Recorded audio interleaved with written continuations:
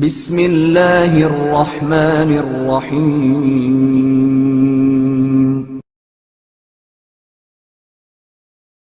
خوات ابن جبیر کا پختہ ارادہ۔ پیغمبر اکرم صلی اللہ علیہ وآلہ وسلم کے زمانے میں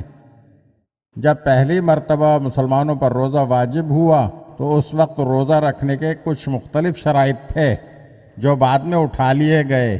ان شرائط میں سے ایک یہ تھی کہ اگر کوئی شخص مغرب کے وقت کی ابتدا میں سو جائے تو وہ اس روز روزہ افطار نہیں کر سکتا یہاں تک کہ دوسرے دن افطار کا وقت ہو جائے،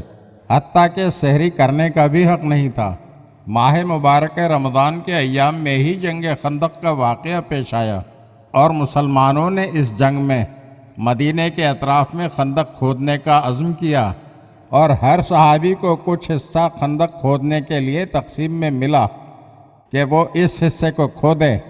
جناب خوات ابن جبیر اپنی ڈیوٹی کو سر انجام دینے کے بعد افطار کے لیے گھر پہنچے اور نماز مغرب کے بعد افطاری کا انتظار کیا، مگر بیوی کی جانب سے کچھ تاخیر ہوئی اور آپ بھی سارا دن خندق کی کھدائی کی وجہ سے تھک گئے تھے، لہٰذا سو گئے۔ جب بیوی افطار لے کر حاضر ہوئی تو اس نے خوات ابن جبیر کو نیند سے جگایا تو انہوں نے کہا کہ افطاری میرے اوپر حرام ہو گئی اور آپ دوسرے دن پھر خندق کھودنے کے لیے حاضر ہو گئے،